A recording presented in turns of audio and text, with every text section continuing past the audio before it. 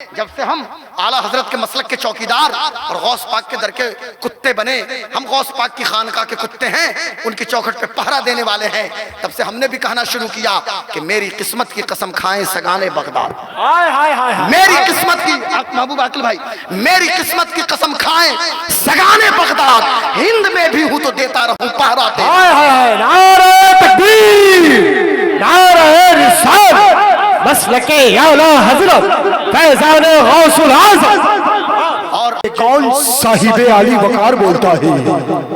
یہ کون صاحب علی وقار بولتا ہے جس کے لفظوں میں پروردگار بولتا ہے؟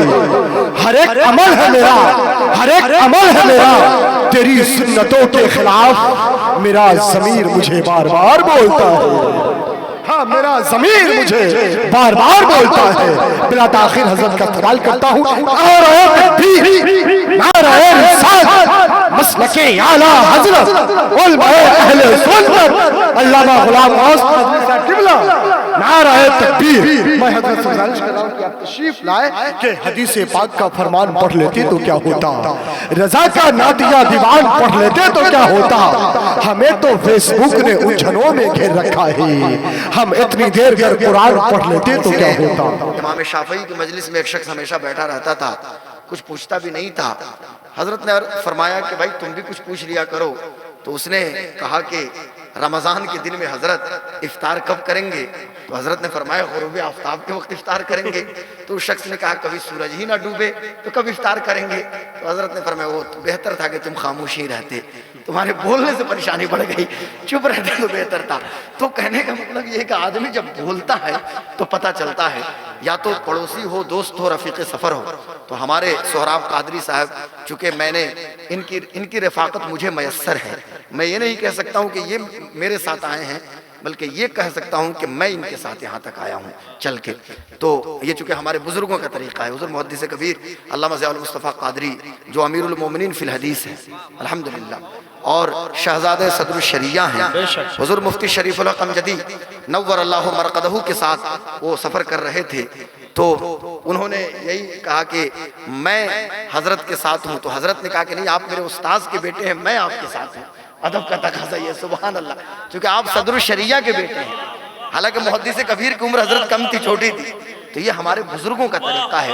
جناب شاعر اہل سنت مثال الدین مثال، اب میں قرأت کر کے سے نہیں نکالوں گا، بس یہ سمجھیے کہ مثال الدین مثال صاحب کو میں مبارکباد پیش کرتا ہوں کہ اب یہ بار بار پریشر ان کا بہت زیادہ تھا۔ میں آ گیا، ابھی میں کمرے میں تھا تو بڑی شکایت ہوئی کہ صاحب آپ نیپال نہیں گئے تھے، یہاں نہیں گئے تھے، کچھ پریشانی ہوتی ہے خطیب کے ساتھ۔ مسئلہ کیا ہوا کہ اس سے ایک روز پہلے جو نیپال میں میری شرکت اس لیے نہیں ہوئی، اس میں جو بدگمانی پورے نیپال میں لوگوں نے پھیلا دیا ہے، چونکہ چینل والے موجود ہیں تو میں واضح کرنا چاہتا ہوں کہ ایک روز پہلے دارالعلوم عربیہ اشرفیہ ضیاء العلوم خیر آباد جو مئو ضلع کا ایک عظیم تاریخی ادارہ ہے، حضرت علامہ نذیر احمد منانی صاحب قبلہ کی دعوت پہ میں وہاں موجود تھا، اور وہاں سے خطاب کر کے جب میں لوٹ رہا تھا، ہماری گاڑی Tata Tiago x Z plus جو ہے اس کا کلچ پلیٹ گھوسی آتے آتے جل گیا۔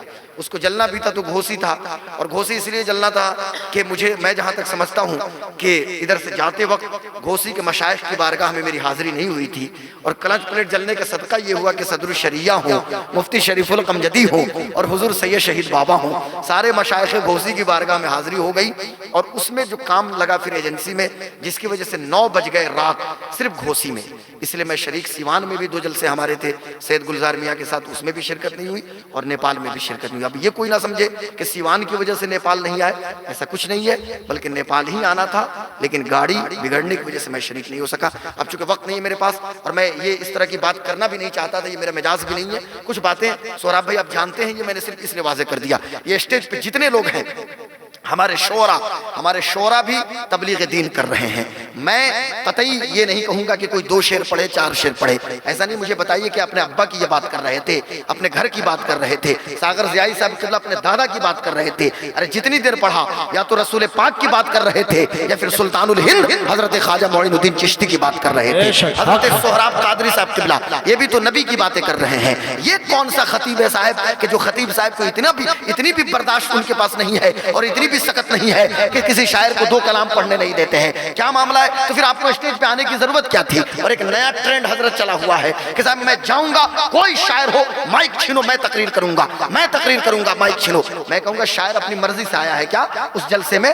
जलसे वालों ने बुलाया है जब वो आया है। महबूब आकिल साहब अपनी मर्जी से आए हैं क्या? इनको आपने बुलाया है तब ये आए हैं। महबूब आकिल साहब किबला का जो काम है ये करेंगे, जनाब मिसालुद्दीन मिसाल का जो काम है ये करेंगे, सोहराब भाई का जो काम है वो करेंगे, हमारे जौहर भाई का काम है वो करेंगे, अकमल साहब का जो काम वो करेंगे, अल्लामा अजीजुर रहमान साहब किबला खतीब हैं वो अपना काम करेंगे, अल्लामा मोतीउर रहमान अपना काम करेंगे, फकीर गुलाम गौस कादरी अपना काम करेंगे। ये सब लोग क्या है भाई? ये सब बड़े लोग हैं और ये सब हमारे सर के ताज हैं। एक मस्जिद का इमाम हो, एक मदरसे का मुदर्रिस हो, ये साहब मैं तो समझता हूँ कि इनके कदमों के जर्रात को गुलाम गौस कादरी अपनी दस्तार का तुर्रा बनाता है और इन मुकद्दस उलमा की मौजूदगी में कुछ लबकुशाई करने की जुर्रत और जसारत कर रहा है। बस थोड़ा सा कंसंट्रेट अब आप हो जाइए तवज्जो के साथ, यानी ज़हन मेरी तरफ लगाइए, हजरत को देखिए और गुफ्तगू मेरी सुनिए, इधर मेरी तरफ भी देखिए तवज्जो के साथ, अपने खतीब की आंखों की तरफ देखिए, मेरे बॉडी लैंग्वेज को देखिए, इंशाल्लाह आपको कुछ बातें समझ में आएंगी। मोहम्मदपुर पोझा में जो तकरीर हुई थी ना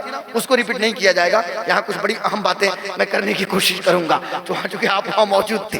मैं अर्ज़ कर रहा था और रोजाना हर रात वो गुफ्तगू चेंज हो जा रही है, हर रात की अलग बातें हो जा रही हैं। ये आपका जो इदारा है मदरसा, ये नाम तो देखिए मुझको, मदरसतुल कामिल गौसिया रज़विया, यानी मदरसा गौसिया रज़विया, ठीक है।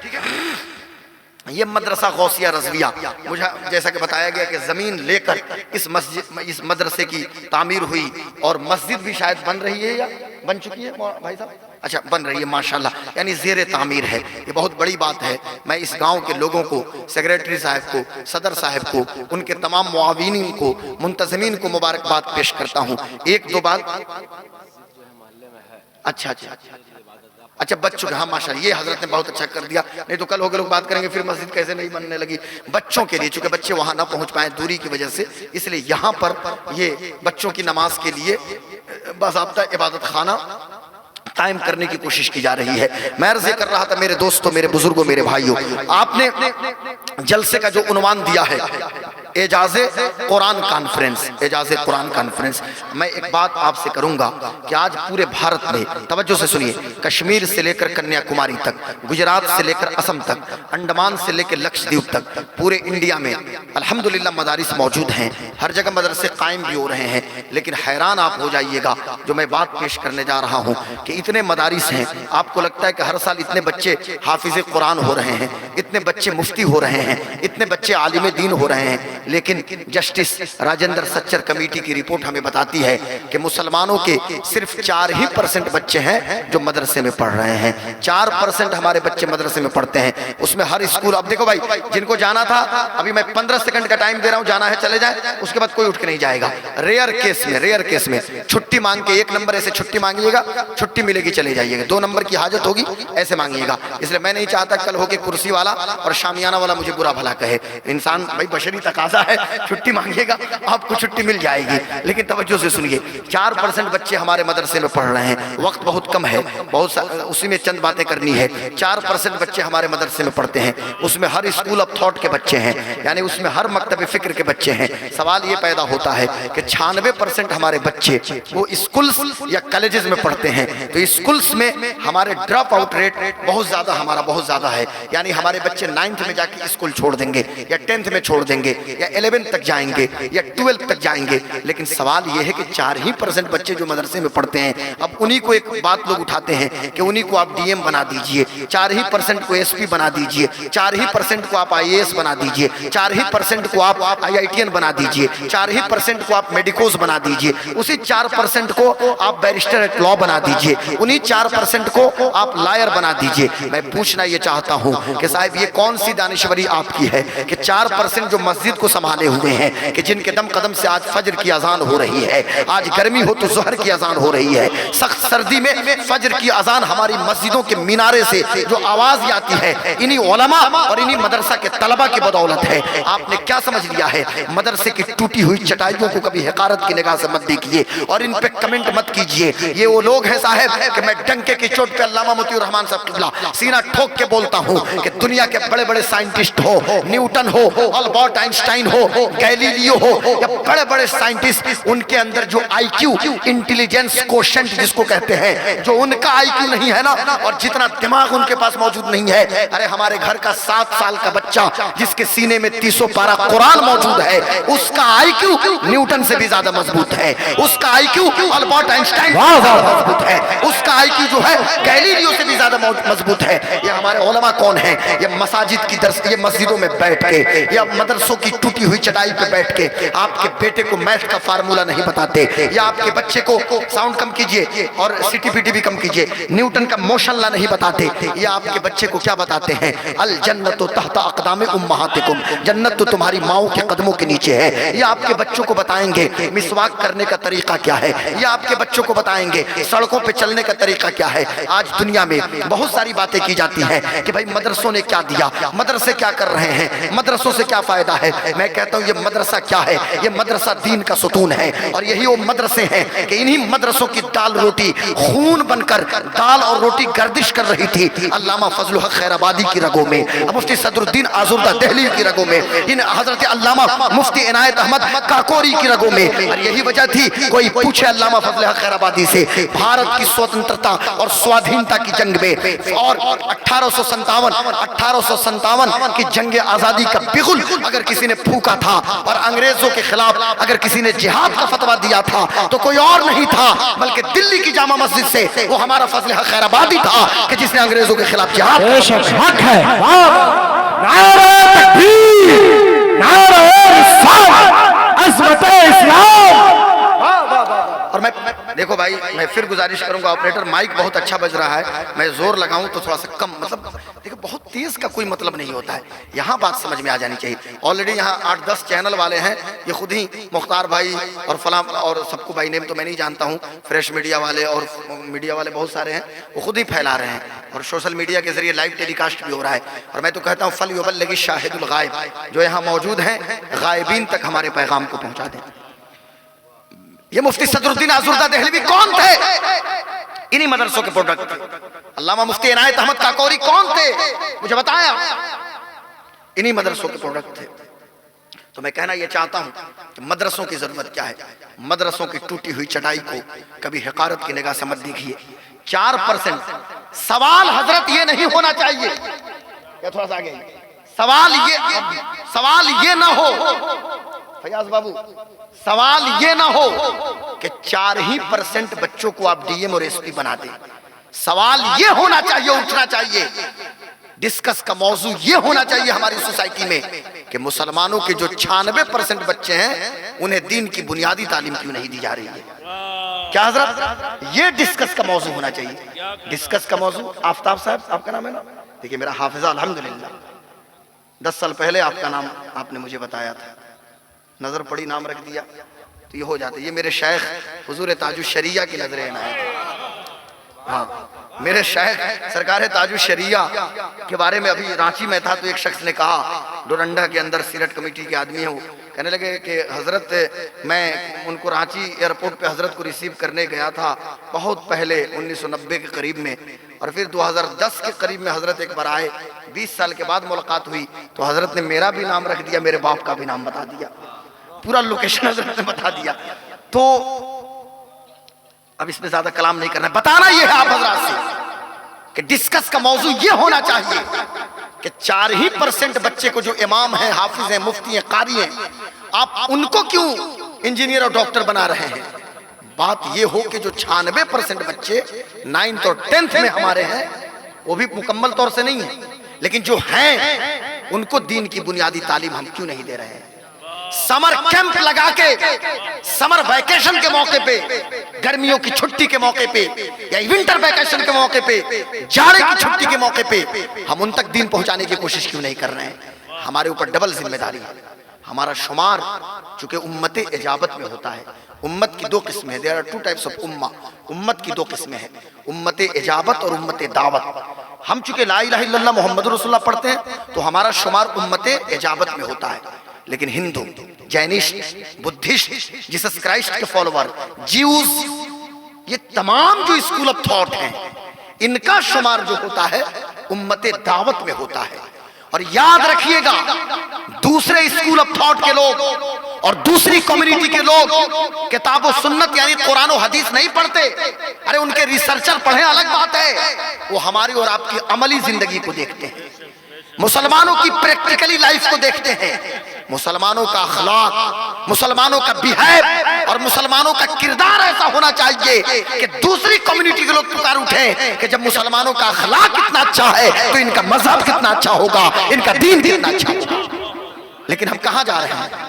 میں آپ سے پوچھنا، بیٹا بیٹھو بیٹھو پلیز پلیز بیٹھی، بس بہت تیز ہے، کہا تیز معاملہ نہیں تو روک لو تھوڑا سا، روک بیٹھو بیٹھو. درود شریف پڑھی، اللہم صلی علی سیدنا و شفیعنا مولانا محمد بارک وسلم، صلاۃ و سلام علیک یا رسول اللہ. بس تھوڑی دیر سن لیجیے، سنیے بہت بے چینی ہے. ہاں مدرسے کے طلباء تو اور بے چین رہتے ہیں ماشاءاللہ.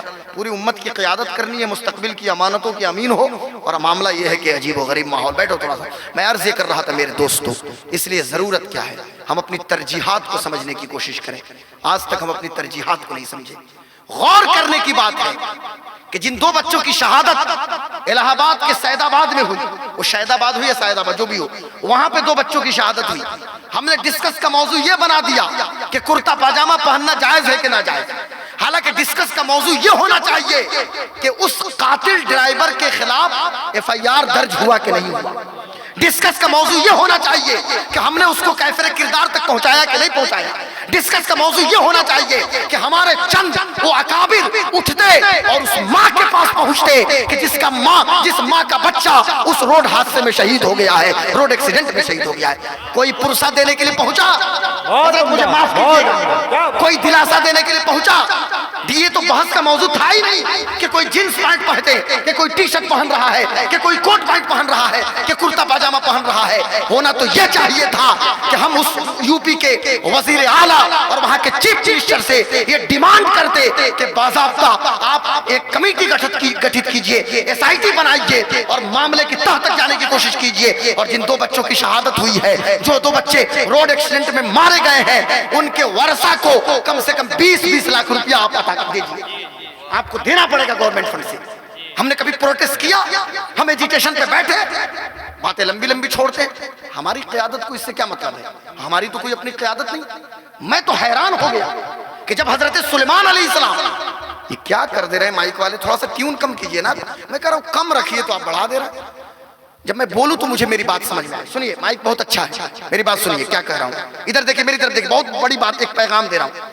حضرت سلیمان علیہ السلام، قرآن کی بات ہے، لطیفہ نہیں ہے. حضرت سلیمان اور ان کی پوری فوج جب راستے سے گزر رہی تھی، پوری فوج اور سلیمان بھی گزر رہے تھے، تو جو چیونٹی بھی پوری ٹیم کے ساتھ نکلتی ہے نا حضرت، تو چیونٹیوں کی جو سردار ہے اس کو بات سمجھ میں آ گئی اور اس نے اپنی پوری بٹالین سے اس نے کہا کہ جو اس کی نقل کر رہی تھی چیونٹیاں، کہ تم سب کے سب اپنے سوراخ میں چلی جاؤ، ہو سکتا ہے کہ انجانے میں کہیں سلیمان اور ان کی فوج تمہیں کچل نہ دے. حیرانی کی بات ہے، ایک چیونٹی جو قیادت کرے اسے اپنے پیچھے والوں کے بارے میں خبر ہے. ارے ہم کیسے قائد ہیں کہ ہمیں مسلمان بچوں کے بارے میں فکر نہیں ہے، ہماری قیادت کو خبر نہیں ہے. سمجھنے کی بات ہے نا. قرآن کہہ رہا ہے نا کہ کہیں سلیمان اور ان کی فوج انجانے میں تمہیں کچل نہ دے، اس لیے تم اپنے سوراخ میں قرار پکڑ لو. میں پوچھنا یہ چاہتا ہوں، لیکن ہم نے تقریروں میں بیان بازی شروع کر دیا، لیٹر پیڈ پہ بیان بازی جاری کر دی. بھئی حادثہ ہو گیا، لیکن ہماری بھی تو کچھ ذمہ داری ہوتی ہے نا. ہماری ذمہ داری ہے کہ نہیں؟ ہمارا خون اتنا سستا نہیں ہوا ہے. میں کہنا، اور یہ ملک، میں بار بار کہہ رہا ہوں، یہ ملک کسی کے باپ کی جاگیر نہیں ہے. یہ ملک سلطان الہند غریب نواز کا یہ ملک ہے، غریب نواز کا ہے. اور غریب نواز کو کسی امبانی اور اڈانی نے سلطان الہند نہیں بنایا ہے، بلکہ غریب نواز کو تو سلطان کونین محمد الرسول اللہ نے قیامت تک کے لیے اس ملک کو عطا فرما دیا. میری بات سمجھ میں آ رہی نا؟ تو یہ کہنے کا مطلب ہے تو ہم اپنی ترجیحات کو سمجھیں، ہمیں کہاں کام کرنا ہے، کن چیزوں پہ غور کرنا ہے. 50 لاکھ کی بلڈنگ ہم نے بنا لی، اس میں ڈرائنگ روم ہے، اس میں یہ ڈائننگ ٹیبل کے لیے روم ہے، گیسٹ روم ہے، لیکن اس میں چھوٹی سی لائبریری بھی تو قائم کر سکتے ہیں نا. اسٹڈی روم ہونا چاہیے کہ نہیں ہونا چاہیے؟ اسٹڈی روم ہم بیٹھ کے سر جوڑ کے بیٹھے، کبھی ہم نے مسجد اقصی کا ذکر کیا، کبھی ہم نے فلسطین کی باتیں کری، کبھی غزہ پٹی کا ذکر ہم نے کیا. غور کرنے کی بات ہے. سوچیے آپ، ہم کہاں جا رہے ہیں؟ ہم اپنی ترجیحات کو سمجھ نہیں پا رہے ہیں. ہماری ترجیحات کیا ہے؟ ہم صرف آپس میں لڑتے اور جھگڑتے ہیں. کہیں ذات پات کی لڑائی ہے, کہیں مختلف چیزوں کی لڑائی ہے, کہیں شیخ پٹھان کی لڑائی, کہیں انصاری اور فلاں کی لڑائی, کہیں فارورڈ اینڈ بیکورڈ کی لڑائی. بھائی کلکم من بنی آدم وآدم من تراب, تم سب کے سب آدم کے بیٹے ہو اور آدم کی پیدائش مٹی سے ہوئی ہے. ہمارے لیے تو کلمہ ہے نا لا الہ الا اللہ محمد الرسول اللہ. میں آپ سے پوچھنا کہنا چاہتا ہوں کہ میرے دوستو سر جوڑ کے بیٹھیے, اپنی ترجیحات کو سمجھنے کی کوشش کیجیے. ہمیں کس محاذ پہ محنت کرنی ہے؟ یہ کوئی ضروری نہیں کہ ہم کالج بنا لیں اور یونیورسٹیز قائم کر لیں, لیکن ہاں یہ ضروری ہے کہ ہر محلے میں ہم ایک مکتب قائم کریں. آپ دیکھیے Saint Carmel, Dawn بوسکو, Saint Michael, نہ جانے کتنے اسکولز ملیں گے نا چھوٹے چھوٹے, مونٹیسری, اور اسی نقل پہ اب سرسوتی گیان مندر بھی ہر علاقے میں مل رہے ہیں. لیکن یہ سب سے پہلے عیسائی مشنریز نے, عیسائیوں نے شروع کیا تھا چھوٹے چھوٹے شہروں میں, قصبوں میں, گاؤں میں. مونٹیسری, کنوینٹ, اس چیزوں کو قائم کیا. کیوں آخر قائم کیا؟ ہمارے چھوٹے چھوٹے بچے کیسے گمراہ ہوتے ہیں. ان چھوٹے بچوں کو جب مونٹیسری اور کنوینٹ میں بیٹھانے کے بعد جب ان کو کہا جاتا ہے کہ تم اپنے اللہ سے ٹافی مانگو, ٹافی, بچہ 3 سال کا ہے, وہ اللہ اللہ کہتا ہے, ٹافی اسے نہیں ملتا. اور جب اسی بچے سے کہا جاتا ہے کہ یسوع مسیح سے تم ٹافی مانگو, بچہ کہتا ہے جیسس کرائسٹ کا نام لیتا ہے, یسوع مسیح کا نام لیتا ہے, حضرت عیسیٰ کا نام لے گا. تو چونکہ عیسائیوں کا عقیدہ ہے کہ عیسیٰ اللہ کے بیٹے ہیں, یا عیسیٰ کو بھی خدا کا درجہ انہوں نے دیا ہے, جو تثلیث کے پجاری ہیں, تو جب اب نیچے سے جو وہاں کام کرنے والی میڈم ہوتی ہیں, جو ٹیچر ہوتی ہیں, مسٹریس ہوتی ہیں, باضابطہ چاکلیٹ وہاں رکھ دیتی ہیں. اب چھوٹا بچہ سمجھتا ہے کہ یسوع مسیح نے ہمیں چاکلیٹ دے دیا, یعنی بچپن سے اس بچے کے عقیدے کو خراب کرنے کی کوشش کی جاتی ہے. اور ہم تو لڑائی لڑ رہے ہیں, ہم تو آپس میں دست بغریبہ ہیں, ہم اپنی ترجیحات کو نہیں سمجھ سکے. ضرورت یہ نہیں ہے کہ ہم کالج قائم کریں, ضرورت یہ نہیں ہے کہ ہم یونیورسٹیز قائم کریں. ہاں اس بات کی ضرورت ہے کہ مسلمانوں کے ہر محلے میں ان کا اپنا ایک مکتب ہونا چاہیے, اپنا ایک مدرسہ ہونا چاہیے, اور اپنا ایک ادارہ ہونا چاہیے. یہ ضروری حضرت, یہ ضروری چیز ہے. ہم اپنی ترجیحات کو نہیں سمجھ رہے. دوسری بات یہ ہے, چونکہ اعجاز قرآن کانفرنس ہے, اور میں نے خطبہ مسنونہ میں جس آیت کریمہ کو اپنی گفتگو کا سرنامہ بنایا تھا, اس حوالے سے ایک بات اللہ فرماتا ہے الف لام میم ذالک الکتاب لا ریب فیہ, کہ یہ وہ کتاب ہے جس میں کوئی شک اور کوئی ڈاؤٹ نہیں ہے. الف لام میم ذالک الکتاب لا ریب فیہ, یہ وہ کتاب جس میں کوئی شک اور کوئی ڈاؤٹ نہیں. سنیے آخری بات میں بتاتا ہوں, چونکہ حضرت صاحب کا بھی بیان ہے, سہراب بھائی کو بھی سننا ہے, مدرسے کے لیے بھی کچھ کام ہونا چاہیے. اچھا ہو گیا ماشاءاللہ. میں غور سے سنیے, ایک بات بہت ضروری بات ہے. بات یہ ہے کہ اتنے بچے حافظ ہو رہے ہیں, مفتی ہو رہے ہیں, مولانا ہو رہے ہیں, دیکھیے, لیکن آپ کو خبر ملتی ہوگی 3 ملک کا میں نام لیتا ہوں, تینوں ایک ہی لائن سے وہ ملک پڑھیں گے آپ کو. ایک ملک ہے ڈنمارک, ڈنمارک کی راجدھانی ہے کوپن ہیگن. ایک ملک ہے سویڈن, اس کی جو دارالسلطنت راجدھانی ہے اسٹاک ہوم ہے, اسٹاک ہوم. اور ایک ملک ہے نیدرلینڈ جس کو ہالینڈ کہتے ہیں, اس کی راجدھانی ایمسٹرڈم ہے.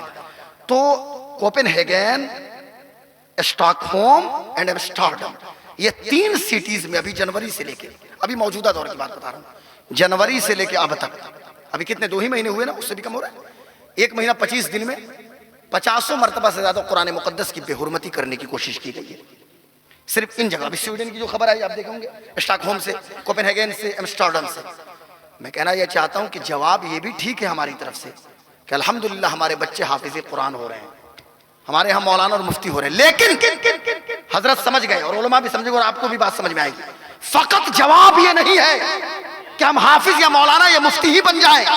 ارے جواب تو اس وقت ہوگا کہ جب مسلم قوم کا ہر فرد, مسلمان کا بیٹا بیٹا, مسلمان کی بیٹی بیٹی صحیح طور سے قرآنی تعلیمات پہ عمل کرنا شروع کر دے. اس سے بہتر دنیا کو کوئی جواب نہیں ہوگا. قرآنی تعلیمات پہ عمل کرنا, قرآن شریف کی تلاوت کیجئے. بھئی ہماری عملی زندگی میں قرآنی تعلیمات کی جھلک بھی تو ہونی چاہیے نا. میری بات سمجھ رہے نا. ہمارے پاس 2 بڑی دولت ہے, 2 کہ جو ایلن مسک کے پاس نہیں ہے, جو دنیا کے کسی امیر آدمی کے پاس نہیں, جو امریکہ کے پریزیڈنٹ ڈونلڈ ٹرمپ کے پاس بھی نہیں ہے. ہمارے پاس کیا ہے؟ ایک تو حضور کی سیرت ہے, اللہ کے رسول کی سیرت طیبہ, اور ایک ہے اللہ کا کلام قرآن. قرآن حضور کا معجزہ ہے اور اللہ کا کلام ہے. اور یاد رکھیے گا, قرآن مخلوق نہیں ہے, کلام ہے, اور کلام اللہ کی صفت ہے. حضرت صفت ہے اور صفت اپنی ذات کے ساتھ متصف ہے. کلام ابد سے ہے، ازل سے ہے، ابد تک رہنا ہے کلام کو، ہمیشہ سے ہمیشہ تک. چونکہ یہ کلام اپنے موصول، یہ صفت ہے اور صفت اپنی ذات کے ساتھ متصف ہے. قرآن کو کون مٹائے گا بھائی؟ لکھنؤ میں کسی کو پاگل کتا کاٹا ایک آدمی کو، وہ وہاں سے چلا بھاگتے ہوئے دوڑتے ہوئے. چونکہ کتا جب کاٹتا ہے تو پوری رگ میں زہر، تو ظاہر سی بات ہے زہر کو پہنچنا ہی ہے. تو اب بھاگا وہاں سے غازی آباد پہنچا. غازی آباد کے ڈاسنا میں چلانا شروع کیا کہ قرآن کی 17 آیت کو نکال دو. میں نام کسی کا نہیں لیتا بھائی، چونکہ مجھ پہ، میں نہیں چاہتا کہ میرے اوپر سیڈیشن لگ جائے یا FIR درج ہو جائے. لیکن اپنے کو کسی چیز کا غم بھی نہیں ہے. اس لیے غم نہیں ہے کہ اس نشانی کے جو سگ ہیں نہیں مارے جاتے، اس نشانی کے جو سگ ہیں. اس لیے ہم تو وہی کہیں گے جو بریلی کے امام نے کہا. عشق کا امام، محبت کا امام، چشم و چراغ خاندان برکات نے کہا کہ تجھ سے در سے سگ اور سگ سے ہے نسبت مجھ کو، میری گردن میں بھی ہے دور کا ڈورا تیرا. واہ واہ واہ واہ. تجھ سے در یعنی غوث پاک کی بات ہو رہی ہے. اور اس نشانی کے جو سگ ہیں نہیں مارے جاتے، حشر تک میرے گلے میں رہے پٹا تیرا. اور کشمیر سے لے کر کنیا کماری اور گجرات سے آسم اور انڈمان سے لکشدیپ تک بھارت میں جب سے ہم اعلیٰ حضرت کے مسلک کے چوکیدار اور غوث پاک کے در کے کتے بنے، ہم غوث پاک کی خانقاہ کے کتے ہیں، ان کی چوکھٹ پہ پہرا دینے والے ہیں. تب سے ہم نے بھی کہنا شروع کیا کہ میری قسمت کی قسم کھائیں سگانے بغداد. میری قسمت کی، محبوب عاقل بھائی، میری قسمت کی قسم کھائیں سگانے بغداد. ہند میں بھی ہوں تو دیتا رہوں پہرا تیرا. نعرہ تکبیر، نعرہ رسالت، مسلک اعلیٰ حضرت فیضان غوث الاعظم. اور ڈرنے ڈرانے والی کوئی بات نہیں. یہ جو نیریٹو سیٹ کیا گیا، ایک نیریٹو سیٹ کر دیا گیا ہے. ٹویٹر پہ ہیش ٹیگ چلا دو، نیریٹو سیٹ کر دو اور ڈرا دیا جائے. بھئی کون ڈرنے والا ہے؟ کیا دبے جس پہ حمایت کا ہو پنجہ تیرا، کیا دبے جس پہ حمایت کا ہو پنجہ تیرا، شیر کو خطرے میں لاتا نہیں کتا تیرا. تو ہم تو غوث پاک والے ہیں بھائی، غلام غوث اعظم، بے کس و مستر نمی ماند، اگر ماند شب ماند شب دیگر نمی ماند. تو ہم تو غوث پاک کے در کے غلام ہیں. تو میں کہنا یہ چاہتا ہوں میرے دوستو، ہمارے پاس دو چیزیں، ایک سیرت طیبہ. اب کسی نے کہا کہ قرآن سے 17 آیت کو نکالو. سنو، قرآن منزل من السماء ہے، اور جس طرح حضور پہ یہ کلام نازل ہوا، میرے پیارے آقا پہ، ہمارے 10 سال کے بیٹے کے سینے میں بھی قرآن موجود ہے. اور من نوعان ایک حرف کا فرق نہیں ہے، زبر زیر پیش کچھ نہیں. پوری دنیا کو پتا ہے، امریکہ کے واشنگٹن ڈی سی میں بیٹھنے والے تھنکرز کو بھی پتا ہے کہ لیبیا کی سڑکوں پہ لاشوں کو بچھا دینا تو آسان ہے، افغانستان کی بیٹیوں کی آبرو لوٹ لینا تو آسان ہے، فلسطین کی بہنوں کے ہاتھوں میں زنجیر ڈال دینا تو آسان ہے، عراق کے بچوں کو مار دینا تو آسان ہے. لیکن اِنَّا أَعْطَيْنَاكَ الْكَوْثَرَ کا جواب نہیں دیا جا سکتا ہے. یہ ممکن ہے، مشکل نہیں بلکہ ناممکن ہے. اس لیے کہ اِنَّا نَحْنُ نَزَّلْنَا الذِّكْرَ وَإِنَّا لَهُ لَحَافِظُونَ. ہم نے اس قرآن کو اتارا، ہم اس کے نگہبان ہیں. بے شک قرآن کا محافظ تو اللہ تعالیٰ ہے نا. بے شک. لیکن ہماری بھی کچھ ذمہ داری ہے. پہلی ذمہ داری یہ ہے، اعجاز قرآن ہے نا، قرآن نے سسٹینیبل چیلنج کیا پوری دنیا کو. اور سنو، بیگو سرائے کے لوگ، اس ضلع کون سا ہے؟ بیگو سرائے والو. بیگو سرائے تو بیگو سرائے ہے، کیا پوچھنا ہے. یہاں تو بہت زیادہ نفرتوں کی نرسری کی جاتی ہے اور سوداگری کی جاتی ہے. لیکن میں کہنا یہ چاہتا ہوں، پھر بھی میں پیغام محبت دے رہا ہوں کہ بھارت کی جو بھوگولک استھتی ہے اور بھارت کا جو سچویشن ہے، بھارت کو سونے کی چڑیا بنا کے رکھنا ہے. تو ضرورت یہ ہے کہ ہم ایک ہو کے رہیں، اور تو اکنومیکلی طور سے ہمارا ملک مضبوط ہوگا. اب آخری مرحلے میں میری گفتگو چل رہی ہے. جو مجھے ڈیڈ لائن دیا گیا تھا مثال صاحب نے 45 منٹ کے قریب، تو وقت قریب سے قریب تھا. سنیے آخری بات، میں عرض کیا کر رہا تھا، بات کیا چل رہی تھی. قرآن نے چیلنج کیا، سسٹینیبل چیلنج. سسٹینیبل چیلنج بولے تو کئی بار چیلنج کیا گیا. ایک بار کہا گیا اگر ڈاؤٹ اور شک ہے تو قرآن کی طرح کلام لے کر آؤ. یہ ممکن نہیں تو چلو 10 سورت لاؤ. یہ بھی نہیں 10 آیت لاؤ. یہ بھی نہیں تو ایک آیت بھی تو لاؤ نا. اور یہ چیلنج صرف مکہ مدینہ اور عرب ورلڈ کے لیے چیلنج نہیں تھا، یہ چیلنج پوری دنیا کے لیے ہے. اور یہ چیلنج ختم نہیں ہوا ہے حضرت، یہ چیلنج آج بھی ہے، آج بھی ہے یہ چیلنج. آج بھی قائم ہے. ہو سکے تو لاؤ نا, کوئی مثال نہیں پیش کر سکتا. اس لیے پہلی ذمہ داری ہماری اور آپ کی یہ ہے, ہم اپنی ترجیحات کو سمجھیں. قرآن پہ دوسروں نے ظلم نہیں کیا ہے, ظلم اپنوں نے کیا ہے, ہم نے کیا ہے. ہم نے مظلوم بنا دیا اس کتاب کو. ضرورت یہ ہے کہ صرف ہمارے باپ کی میت پڑی ہو اس وقت صرف ہم قرآن کی تلاوت نہ کریں, نزا کا وقت ہو اس وقت قرآن کی تلاوت نہ کریں. ہاں ارے اس وقت بھی کرو گے تو نزے کی کیفیت میں آسانی ہو جائے گی, پر قرآن صرف موت کے وقت تلاوت کی جانے والی کتاب کا نام نہیں ہے. قرآن پوری دنیا کو زندگی دینے والی کتاب کا نام ہے. زندگی کا پیغام یہ قرآن دیتا ہے. تو قرآن کا پیغام زندوں تک پہنچائیے. ہاں زندوں تک. مجھے بتائیے قرآنی تعلیمات کو کیسے عام کیجئے گا؟ ہماری ذمہ داری نہیں ہے؟ عملی زندگی میں یہ بات ہو. ایک لڑکی ہے مثال کے طور پہ, مسلم لڑکی, ناچنے والی, ڈانسر, بے پردہ گھومنے والی, جب وہ مر جائے اس کی لاش پڑی ہے تو اس کے کان میں جا کے پڑھیے گا وَقَرْنَ فِي بُيُوتِكُنَّ وَلَا تَبَرَّجْنَ تَبَرُّجَ الْجَاهِلِيَّةِ الْأُولَىٰ. کیا اثر لگی حضرت؟ مرنے کے بعد پڑھیں گے. ایک ظالم لڑکا ہے اپنی ماں کو بردھا آشرم اولڈ ایج ہوم میں لے جاتا ہے, باپ کے اوپر ہاتھ چلاتا ہے, تھپڑ مارتا ہے. صرف مدرس ڈے اور فادرس ڈے کے موقع پہ پوسٹ کرے گا, واٹس ایپ پر اسٹیٹس لگائے گا, فیس بک پہ پوسٹ کرے گا, اور ابو کے پاس چائے پینے کے لیے پیسے نہیں, بیوی کے پاس ATM موجود, امی ایک فروٹ اور ایک پھل کے لیے ترس رہی ہیں. اور پھر جب وہ لڑکا مر جائے تو اس کے کان میں جا کے کہیے گا وَلَا تَقُلْ لَهُمَا أُفٍّ وَلَا تَنْهَرْهُمَا وَقُلْ لَهُمَا قَوْلًا كَرِيمًا وَاخْفِضْ لَهُمَا جَنَاحَ الذُّلِّ مِنَ الرَّحْمَةِ وَقُلْ رَبِّ ارْحَمْهُمَا كَمَا رَبَّيَانِي صَغِيرًا. مرنے کے بعد کان میں جا کے پڑھیے گا تو اپنے ابا کی تعظیم کرے گا. مجھے بتائیں ایک ٹھرکی بڈھا جو دلسنگ سرائے اسٹیشن پہ بیٹھ کے ٹرین سے اترنے والی لڑکیوں کو صرف دیکھے, ڈھالے پہ بیٹھ کر صرف غیر محرم کا نظارہ کرے اور اپنی نگاہوں کو آوارہ بنا دے, اور جب وہ بڈھا مر جائے تو اس کے کان میں آ کے پڑھیے گا قُلْ لِلْمُؤْمِنِينَ يَغُضُّوا مِنْ أَبْصَارِهِمْ وَيَحْفَظُوا فُرُوجَهُمْ ذَلِكَ أَزْكَىٰ لَهُمْ إِنَّ اللَّهَ خَبِيرٌ بِمَا يَصْنَعُونَ. تو پھر وہ سنے گا. مرنے کے بعد اس کو بتائیے گا کہ کسی غیر محرم کو نہ دیکھو, غیر محرم سے اپنی نگاہ بچائیے, شرمگاہ کی حفاظت کیجیے. تو پتہ یہ چلا, میری بات سمجھیے, قرآن کا جو پیغام ہے زندوں کے لیے, زندوں کے لیے پیغام ہے. ہماری اور آپ کی ذمہ داری ہے, ہم اس ملک کے پرائم منسٹر نہیں ہیں, ہوم منسٹر نہیں ہیں, ستہ کے سیاہسن پہ ہم نہیں بیٹھے ہیں, دلی کے لٹینس زون میں ہم نہیں ہیں, اور 7 لوگ کلیان مارگ میں ہم نہیں رہتے ہیں کہ پورے ملک کا ٹھیکہ لیں. لیکن ہاں ہم اپنے بیڈ روم میں تو ضرور ہوتے ہیں. خدا کا واسطہ ہاتھ جوڑ کے بنتی کرتا ہوں, خدا کا واسطہ, یہ بڑا آسان ہے چندہ کر کے مسجد پہ 100 فیٹ کا مینارہ بنا لینا, یہ بڑا آسان ہے مدرسہ قائم کر لینا.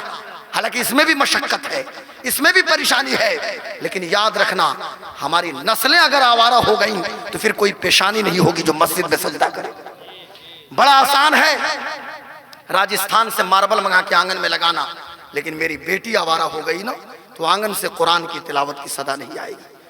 ہم گھر میں ہیں, بخاری کی حدیث ہے کلکم راعٍ وکلکم مسئول عن رعیتہ, تم سب کے سب ذمہ دار ہو, آپ کے انڈر میں جو لوگ ہیں ان کے بارے میں آپ سے پوچھا جائے گا. میرے کہنے پہ میرے کچن میں کم چینی کی چائے بنتی ہے کہ نہیں بنتی ہے؟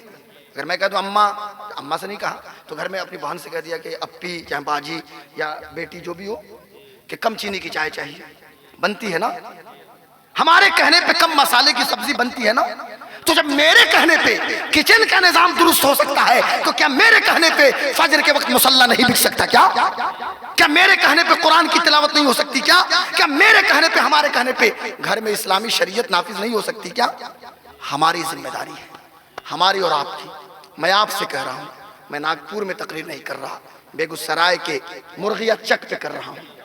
مجھے امت شاہ سے گفتگو نہیں کرنی, میں آپ سے خطاب کر رہا ہوں بحیثیت مسلم. I'm not a politician but I'm a religious orator. میں کوئی پولیٹیشین نہیں ہوں, میں ایک مذہبی خطیب ہونے کے ناطے, چونکہ خطابت میرے لیے عبادت ہے, خطابت پیشہ نہیں ہے, یہ عبادت ہے حضرت. اس لیے کہ ادعو الی سبیل ربک بالحکمہ والموعظۃ الحسنہ, تو میرے جنید بغدادی، میرے ابو بکر شبلی، وہ سب ہمارے ہیں نا. جنید بغدادی ہو، ابو بکر شبلی ہو، معروف کرخی ہو، میرے سری علی سقطی ہو، میرے ابو الفرد ترتوسی ہو، میرے عبد الواحد تمیمی ہو، میرے غوث پاک شیخ عبد القادر جیلانی ہو، میرے ابو سعید مخرمی ہو، یہ جتنے ہمارے گزرے ہیں سب نے خطابت کے ذریعے لوگوں کو راہ راست پہ لانے کی کوشش کی. ہم تو غوث پاک کو لے کے چلے ہیں نا. ہم تو جنید بغدادی کی بات کرنے والے ہیں، ہم تو حسن بصری کی بات کرنے والے ہیں.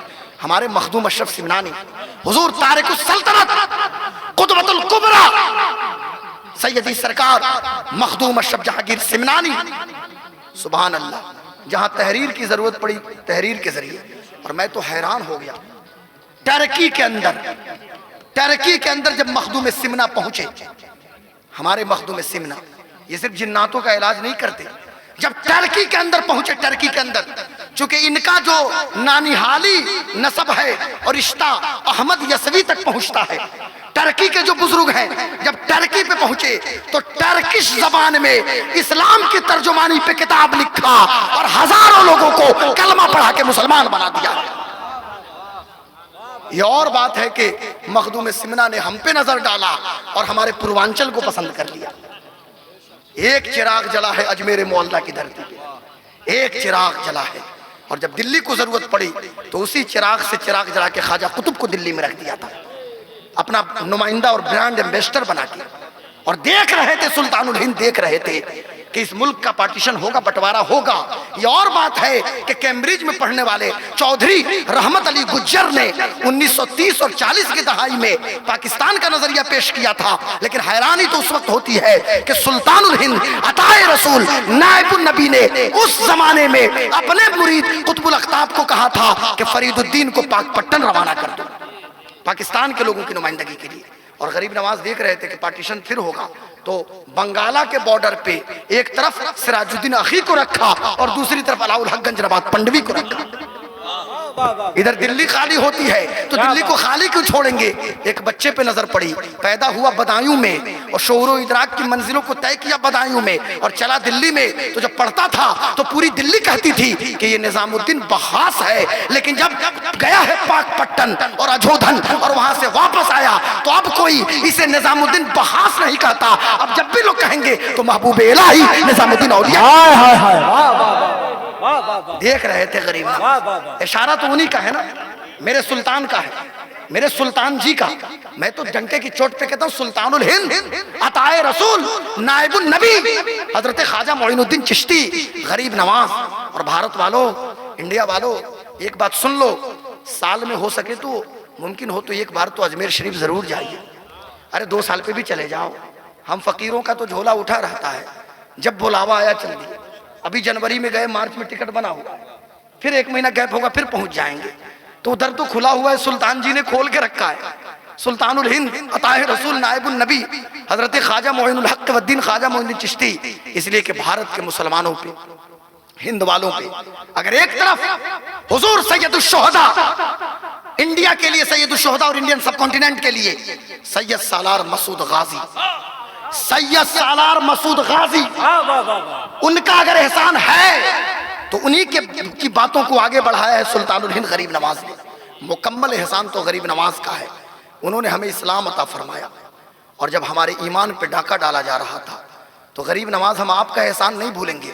آپ نے ہمیں کلمہ عطا فرمایا اور اے بریلی کے احمد رضا، ہم آپ کا احسان بھی قیامت تک نہیں بھولیں گے کہ آپ نے ہمارے کلمے کی حفاظت کی ہے، ہمارے ایمان کی حفاظت فرمائی. بے شک، واہ واہ واہ واہ واہ. میری بات سمجھ، یہ سب تقریر کے ذریعے، تحریر کے ذریعے یہ سب کام ہوا ہے. تو تقریر تو کرنے کی ضرورت ہے ہی نا. میری بات سمجھ رہے؟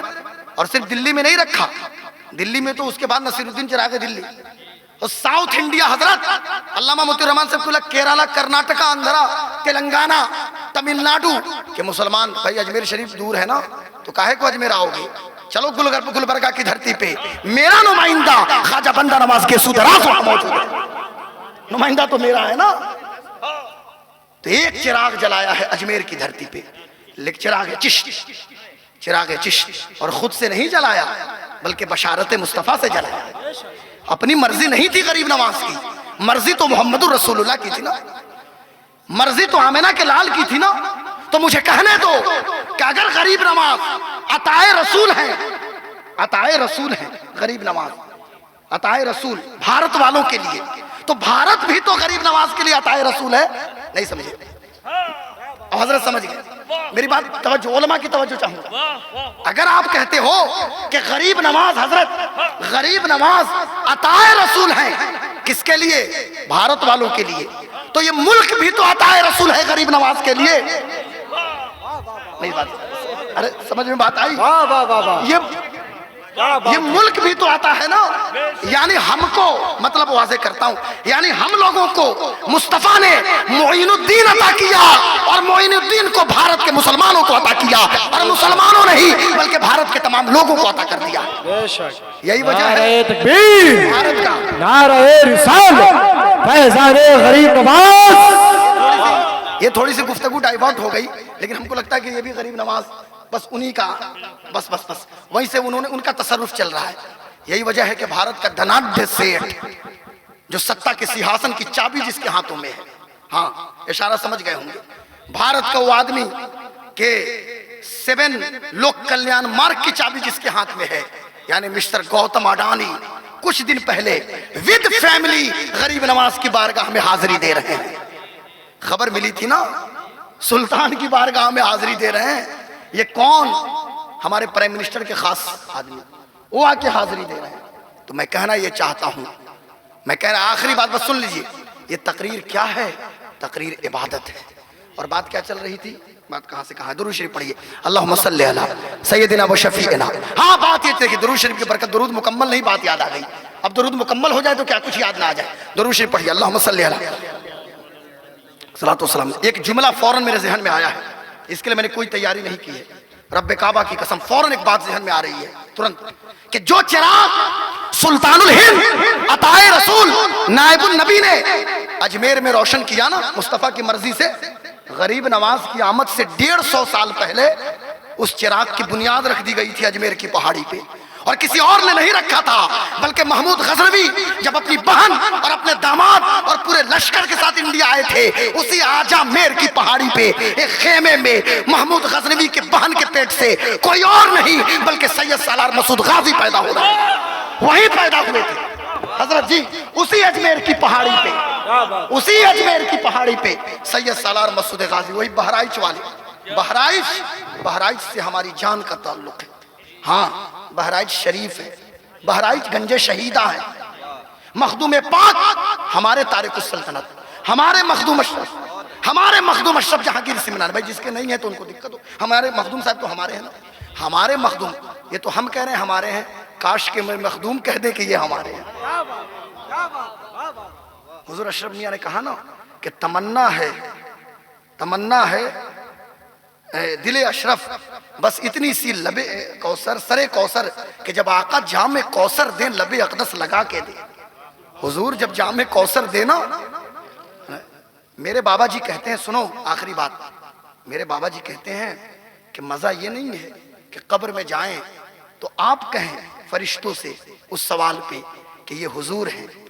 ارے کاش کے مصطفیٰ یہ کہہ دیں کہ فرشتوں ارے اس سے کیوں پوچھتے ہو، یہ میرا دیوانہ ہے، میری محبت میں مر کے قبر میں آیا.